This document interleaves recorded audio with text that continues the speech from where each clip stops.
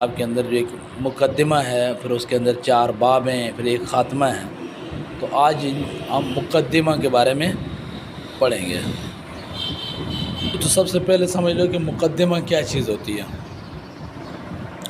مقدمہ کا معنی ہوتا ہے پیش لفظ، آگے آگے آنے والا، آگے آگے۔ ہاں، تو مقدمہ بمعنی متقدمہ ہے۔ مقدمہ مقدمتن لفظ کیا لکھا جاتا ہے؟ مقدمہ تن، معنی کیا ہوتا ہے؟ متقدمہ تن، ٹھیک ہے۔ اچھا، متقدمہ مقدمہ یہ اصل میں جب شروع میں جنگیں ہوا کرتی تھی تو جو لشکر ترتیب دیتے تو ان میں ایک دستہ آگے آگے ہوتا تھا، اور جو آگے دستہ ہوتا تھا اس اگلے دستے کو کیا کہتے تھے؟ مقدمہ۔ تو یہ اس سے مقدمۃ الجیش سے ماخوذ ہے۔ مقدمۃ الجیش یعنی لشکر کا اگلا حصہ۔ تو اب اسی طرح کتاب کا بھی وہ حصہ جو شروع میں آتا ہے، جس کے اندر تمہیدی باتیں ہوتی ہیں، اہم اور ضروری باتیں ہوتی ہیں، جن باتوں پر بقیہ کتاب کا سمجھنا موقوف ہوتا ہے، تو ان باتوں کو ابتدائی طور پہ لکھ دیا جاتا ہے۔ اس سے کہتے ہیں مقدمۃ الکتاب۔ کیا کہتے ہیں؟ ہاں، پھر یہ 2 طرح کا ہوتا ہے، کبھی یہ کتاب کے لیے مقدمہ ہوتا ہے، کبھی یہ جس علم کو حاصل کر رہے ہیں اس علم کا مقدمہ ہوتا ہے۔ یعنی کہ جیسے یہ صرف ہے تو یہ مقدمہ علم صرف بھی ہو سکتا ہے، اور یہ کتاب ہے علم الصیغہ تو یہ مقدمہ کتاب علم صیغہ بھی ہو سکتا ہے۔ تو مقدمۃ العلم مقدمۃ الکتاب دونوں ہی ہو سکتے ہیں، ٹھیک ہے۔ بس اس مقام کے لیے اتنا کافی ہے، جب آگے مزید آئیں گے اور تشریح ہو جائے گی۔ تو یہ سمجھ گئے کہ مقدمہ کس کو کہتے ہیں؟ کتاب کے اس ابتدائی حصے کو جو ابتدائی اور بنیادی معلومات پر مشتمل ہوتا ہے، ایسی معلومات پر جن کا اس کتاب کے سمجھنے کے لیے ضروری ہے۔ اس کتاب کے سمجھنے کے لیے کتاب کا سمجھنا ان باتوں پر موقوف ہوتا ہے۔ تو ایسی باتوں پر مشتمل کتاب کا ابتدائی حصہ کیا کہلاتا ہے؟ مقدمہ کہلاتا ہے۔ اور مقدمہ کہاں سے بنا ہے؟ کس سے لیا گیا ہے؟ مقدمۃ الجیش سے۔ کس سے لیا گیا؟ یہ ماخوذ ہے، یعنی لیا گیا ہے مقدمۃ الجیش سے۔ مقدمۃ الجیش کا مطلب لشکر کا اگلا حصہ، لشکر کا اگلا حصہ، ٹھیک ہے۔ چلیں، تو مقدمہ در تقسیم کلمہ و اقسام یہ مقدمہ کس بارے میں ہے؟ کلمے کی تقسیم اور اس کی قسموں کے بارے میں۔ مقدمہ کلمے کی تقسیم اور اس کی قسموں کے بارے میں۔ اچھا، چلیں بھائی، تو کیونکہ کہا گیا کہ مقدمہ کلمے کی تقسیم اور اس کی قسموں کے بارے میں ہے، تو اب ہمیں یہی بتانا پڑے گا کہ کلمہ کیا چیز ہے، اس کی کون کون سی قسمیں ہیں، ساری تفصیل سے۔ تو کہتے ہیں کہ لفظ موضوع مفرد را گویند، کہ کلمہ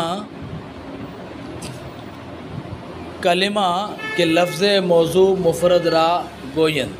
کلمہ کس کو کہتے ہیں بھائی؟ کہتا ہے ایسا لفظ جو مفرد ہو، کیا ہو؟ مرکب نہ ہو، مرکب نہ ہو، ایسا لفظ مفرد یعنی ایسا اکیلا لفظ جو کسی معنی کے لیے وضع کیا گیا ہو۔ ایسا اکیلا لفظ جو کسی معنی کے لیے وضع کیا گیا ہو، وہ کیا ہے؟ کلمہ ہے۔ کلمہ کیا؟ کلمہ کے لفظ موضوع مفرد را گویند۔ کلمہ وہ لفظ ہے جو وضع کیا گیا، جو کیا کیا گیا؟ کسی معنی کے لیے وضع کیا گیا ہے، اور وہ مفرد ہونا چاہیے۔ وہ کیا ہونا چاہیے؟ مرکب نہیں ہونا چاہیے۔ تو ایسا لفظ کلمہ کہلاتا ہے۔ کلمے کی تعبیر ہم نے جو پیچھے کتاب وغیرہ پڑھ کے آئے بہت سارے انداز میں کی ہے، تو 3-4 تعبیریں آپ آسان کر۔ نحمیر میں آپ نے پڑھا تھا، یاد ہے؟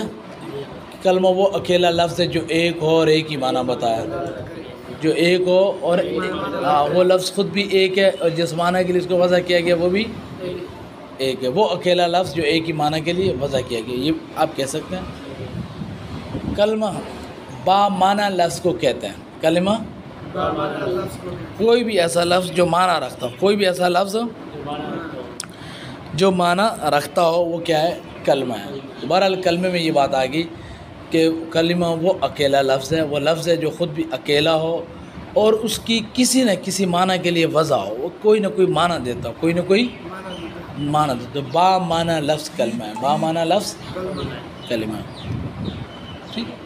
اگر بے معنی ہے تو پھر وہ نہیں، اگر اس کا کوئی معنی ہی نہیں تو کلمہ نہیں ہے، معنی ہے لیکن وہ لفظ ایک اکیلا نہیں ہے، مرکب ہے، کیا ہے؟ تو بھی کلمہ نہیں، جمع نہیں، مرکب۔ مرکب کا مطلب جیسے زید قائم، زید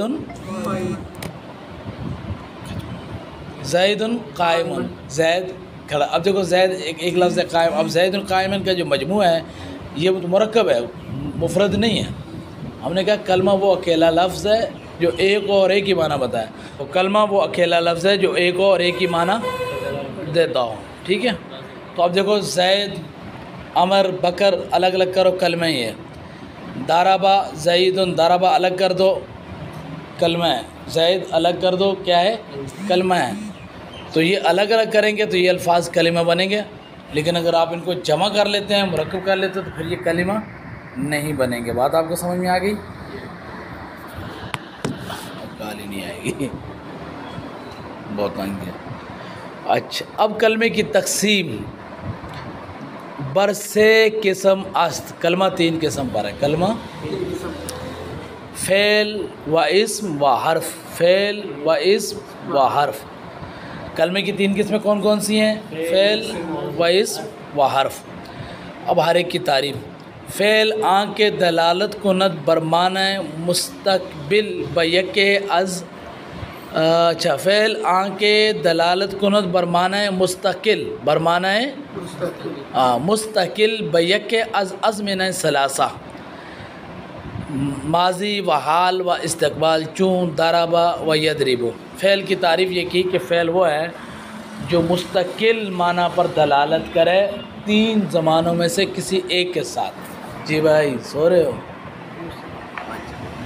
فعل وہ ہے جو مستقل معنی پر دلالت کرے تین زمانوں میں سے کسی ایک کے ساتھ، کسی ایک کے ساتھ ملا ہوا ہو، بس یہ فعل کی تعریف ہے۔ مستقل کی کیا مطلب ہے؟ مستقل کا مطلب یہ ہے کہ فعل وہ جو کلمہ ہے وہ کسی دوسرے کے ساتھ ملے ملائے بغیر اپنا معنی خود دے، اپنا معنی بتانے میں وہ کسی دوسرے کا محتاج نہ ہو۔ یاد رکھیں، عربی زبان کا جو بھی کلمہ ہوگا، عربی زبان کا جو بھی لفظ ہوگا، جو بھی کلمہ ہوگا، وہ تین حال سے خالی نہیں ہے۔ یا تو ابتدائی طور پر دو حال سے خالی نہیں ہے، یا تو اس کا معنی مستقل ہوگا یا اس کا معنی مستقل نہیں ہوگا۔ عربی زبان کا جو بھی لفظ ہوگا یا تو اس کا معنی مستقل ہوگا یا اس کا معنی مستقل نہیں ہوگا۔ اگر اس کا معنی مستقل نہیں ہے تو وہ حرف ہے، وہ کیا ہے؟ اور اگر اس کا معنی مستقل ہے، ٹھیک ہے، اگر اس کا معنی مستقل ہے تو پھر ٹھیک ہے، تھوڑی دیر بعد پھر وہ دو حال سے خالی نہیں کہ اس میں تین زمانوں میں سے کوئی زمانہ پایا جائے گا یا نہیں پایا جائے گا، اور اگر کوئی زمانہ نہیں پایا جاتا تو وہ اسم ہے، وہ اسم ہے، اور اگر کوئی زمانہ پایا جاتا ہے تو وہ فعل ہے، وہ کیا ہے؟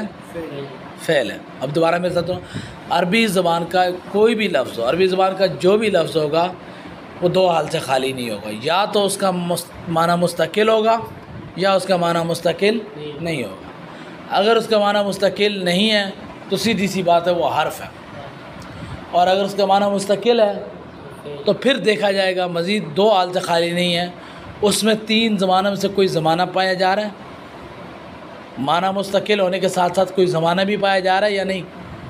اگر زمانہ نہیں پایا جا رہا تو وہ اسم ہے، اور اگر زمانہ پایا جا رہا ہے تو وہ فعل ہے۔ اب رہا یہ سوال کہ مستقل ہونے کا کیا مطلب ہے؟ مستقل ہونے کا مطلب یہ ہے کہ وہ کلمہ اپنا معنی خود بتائے، اپنا معنی بتانے میں کسی دوسرے لفظ کا محتاج نہ ہو، یہ ہے مطلب مستقل ہونا، ٹھیک ہے۔ جیسے بھائی دیکھو آپ، رجل آدمی، رجل آدمی، بیتن گھر، اب یہ جو فرسن گھوڑا، آپ کے سامنے جو کہا جائے آدمی تو آپ کو آدمی کا مفہوم سمجھ میں آ جاتا ہے کہ نہیں آ جاتا؟ گھر، بات سمجھ میں آ گئی گھر کی؟ گھوڑا، تو گھر گھوڑا آدمی کو سمجھنے کے لیے کسی اور لفظ کے ساتھ اس کو ملانے کی ضرورت ہے؟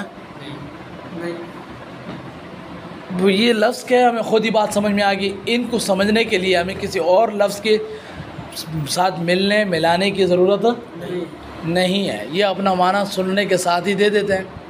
ٹھیک ہے، تو یہ وہ اپنا معنی بتانے میں مستقل ہونا. وہ گویا کہ لفظ رجل اپنا معنی بتانے میں مستقل ہے، اس نے اپنا معنی خود ہی بتا دیا. بیتن گھر، اس نے اپنا معنی خود ہی بتا دیا. فرسن گھوڑا، اس لفظ نے اپنا معنی خود ہی بتا دیا. جیسے آپ نے لفظ سنا اس کا معنی ہمیں سمجھ میں آ گیا. اب گھوڑا کوئی پوشیدگی ہے اس کے اندر، ایک جانور کو کہتے ہیں. گھر، گھر پتہ ہے بھائی ہمیں اس کو گھر، تو یہ اپنا معنی بتانے میں مستقل ہوئے ہیں. اب اگلی بات ہے کہ اس میں زمانہ ہے یا نہیں. تو زمانے 3 ہوتے ہیں: ماضی، حال، استقبال. ماضی جو گزرے ہوئے وقت پہ دلالت کرے، حال جو موجودہ وقت پہ دلالت کرے، مستقبل جو آنے والے وقت پہ دلالت کرے. تو آپ نے کہا گھوڑا، گھوڑے میں ماضی ہے؟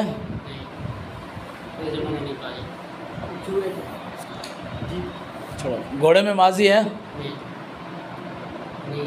مستقبل ہے، حال ہے، کوئی نہیں. تو 3 زمانوں سے کوئی زمانہ نہیں پایا جا رہا. اس طرح رجلن میں بھی کوئی زمانہ نہیں پایا جا رہا. سمجھائی بات آپ کو؟ تو یہ اسم ہوا. کیا ہوا؟ رجلن، فرسن، بیتن، یہ اسم ہے کیونکہ ان کا معنی مستقل ہے اور 3 زمانوں سے کوئی زمانہ نہیں پایا جا رہا.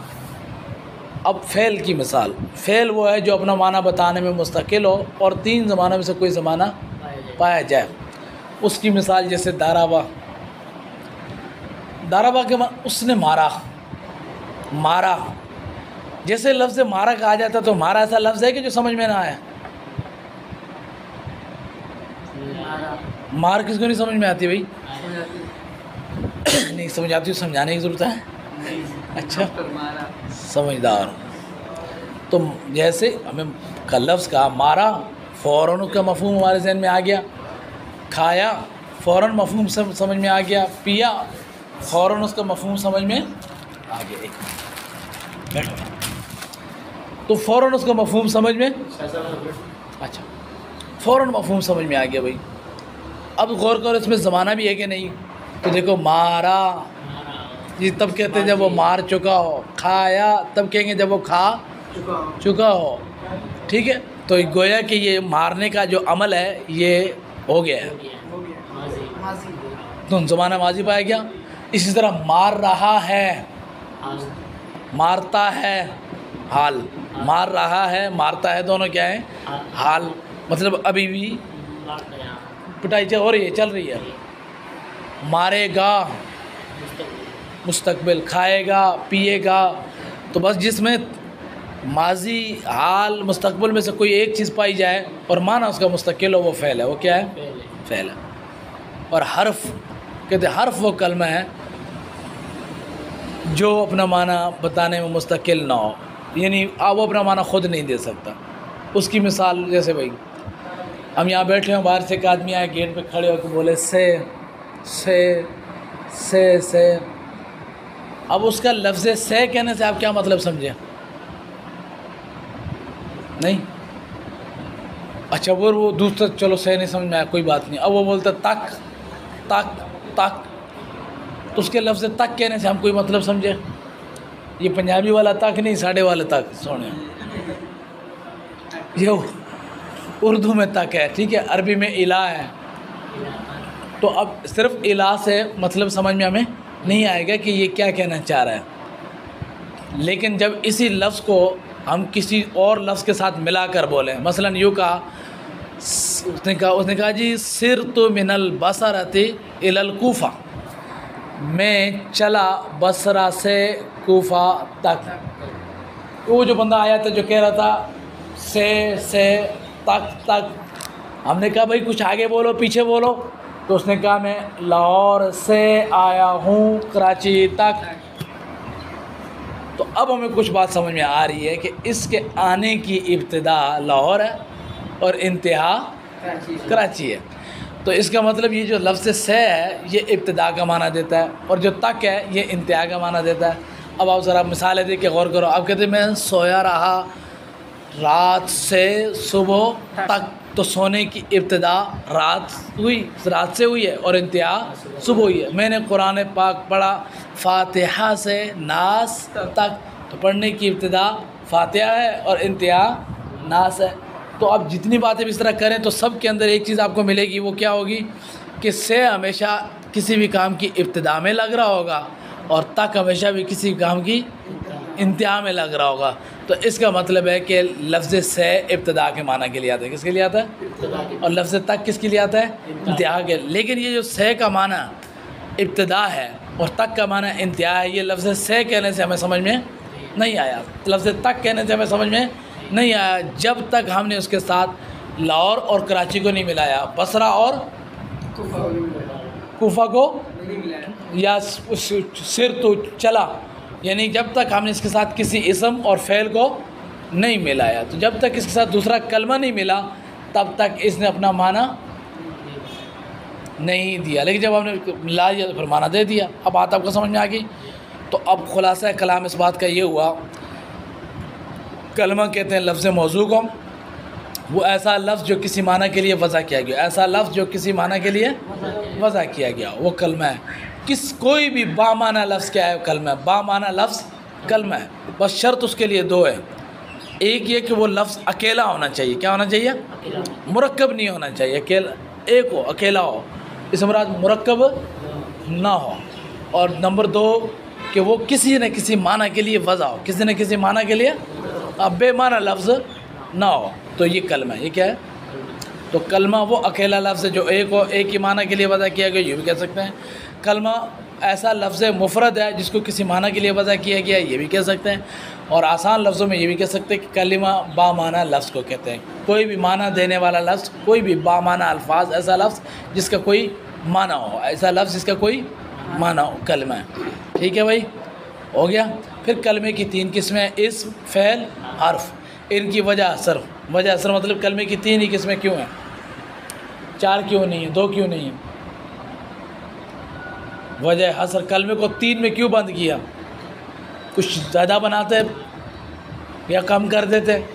تو کہتے بھائی بات یہ کہ ہم نے دیکھا تلاش و تتبع سے، استقراء سے، کہ عربی یعنی کہ ہم نے جب پورا اس کا احاطہ کیا، غور و فکر کیا، تو ہمیں کلمے کی دو ہی حالتیں ملی۔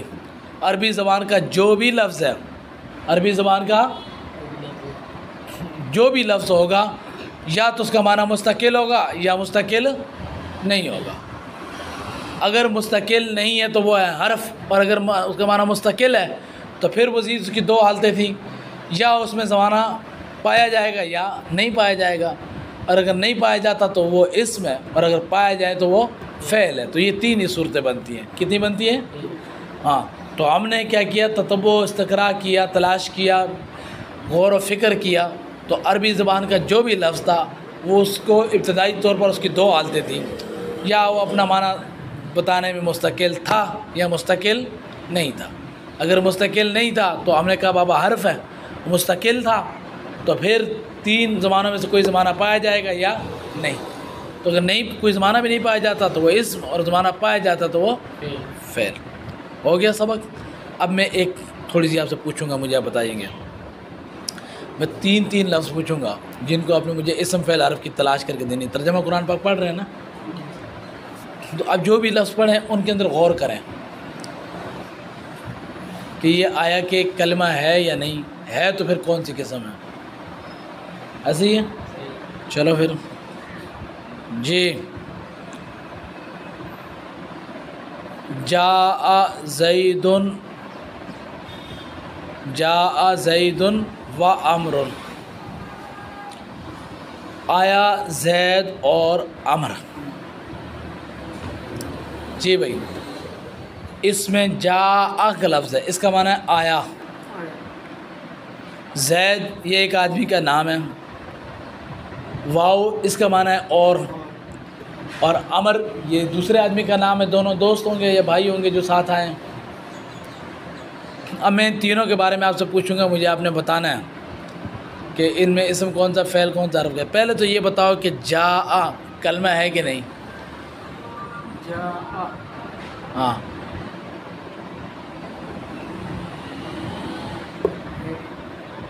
تو بولو ہے کلمہ ہے کہ نہیں؟ کلمہ ہے، جا کلمہ ہے، کیوں کلمہ ہے؟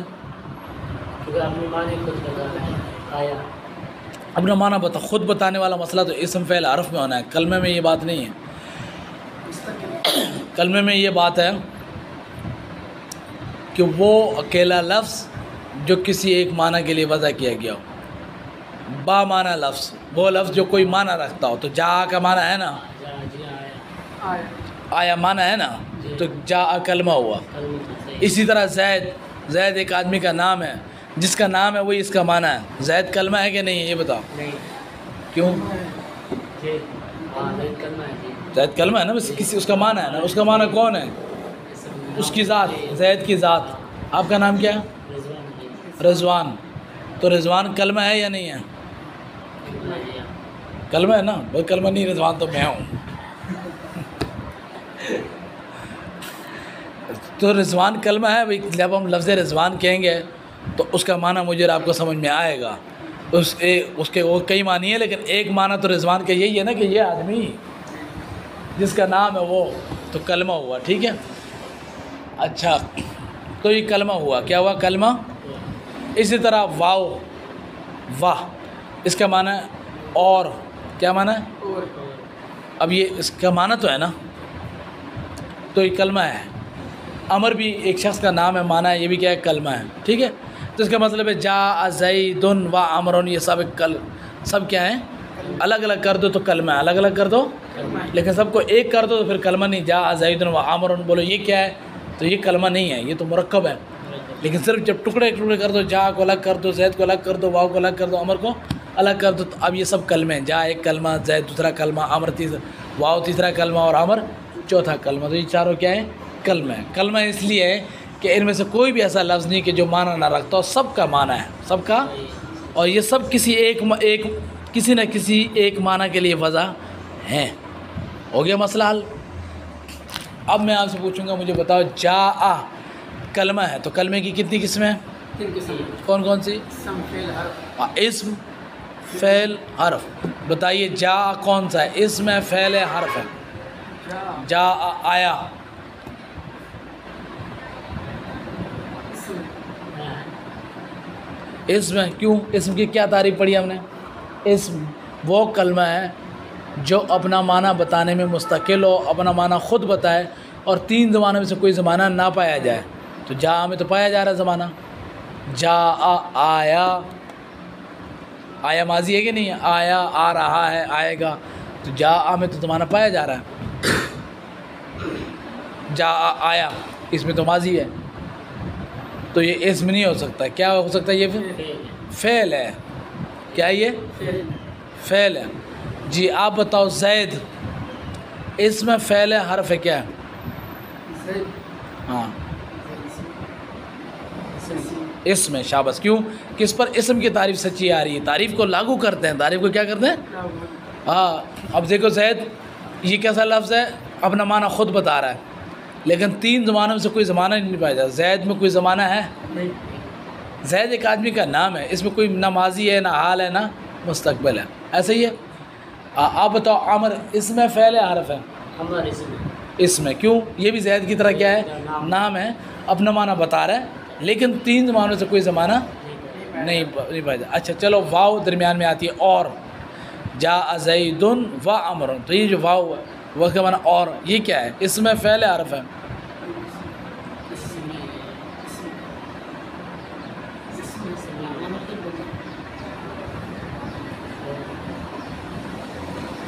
جی واہ، جاء زید و عمر، آیا زید اور عمر۔ چلو یہ جو واہ ہے زید کو بھی ہٹا دو، عمر کو بھی ہٹا دو، اب اس کا واہ کا ترجمہ کرو، مطلب کیا ہے اس کا؟ اب اس جگہ پر کوئی اس کا مطلب نہیں نکل رہا، تو یہ محتاج ہے زید اور عمر کے ساتھ مل کے آنے کا، اس کے بغیر نہیں۔ تو یہ حرف ہے، کیا ہے؟ جب کہیں گے جا زیدن و عمرن تو اب گویا کہ آیا زید اور عمر، تو مطلب زید اور عمر دونوں آنے میں جمع ہیں، دونوں آنے میں شریک ہیں، تو یہ حرف ہے، یہ کیا ہے؟ حرف ہے۔ اب آپ نے اسی طرح سے کتاب جو بھی سبق پڑھے اس کے اندر غور و فکر کرنا ہے کلمات کے بارے میں کہ آیا یہ اسم ہے، یہ فعل ہے، یہ حرف ہے۔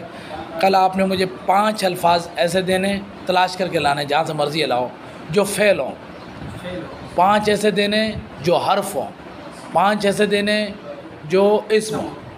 آپ نے بھی، آپ والے ان سے الگ ہونے چاہیے، آپ کے ان سے الگ ہونے چاہیے، تینوں نے الگ الگ۔ آپ 15 الفاظ ڈھونڈنے جن میں سے 5 اسم ہونے چاہیے، 5 فعل ہونے چاہیے اور 5 حرف ہونے چاہیے، اور آپ ان پہ تعریف کر کے ان پہ نافذ کر کے دکھاؤ گے، لاگو کر کے دکھاؤ گے کہ بھئی یہ اس تعریف کے تحت سچا آ رہا ہے، یہ اس تعریف کے تحت سچا آ رہا ہے، ٹھیک ہے؟ چلو۔